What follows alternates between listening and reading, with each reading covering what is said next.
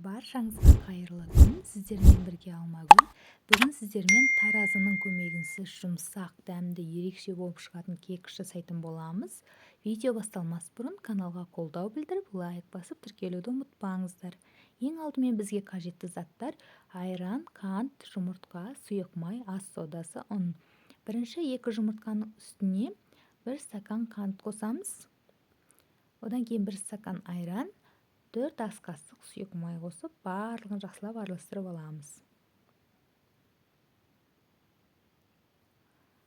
Онда 12-15 ас қасық аралығында аламыз. Ас содасын шай қасықпен жарты қасық қосып, барлығын жақсылап араластырамыз.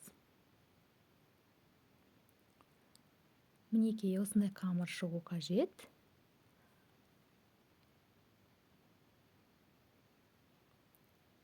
Оны қалыптарына жартыдан сәл жоғары қойып шығамыз. Енді 180 градуста 20-25 минут пісіріп аламыз. Өте керемет болып шығады. Жұмсақ әрі дәмді. Міндетті түрде жасап көріңіздер. Сіздерге де ұнайды деген ойдамын.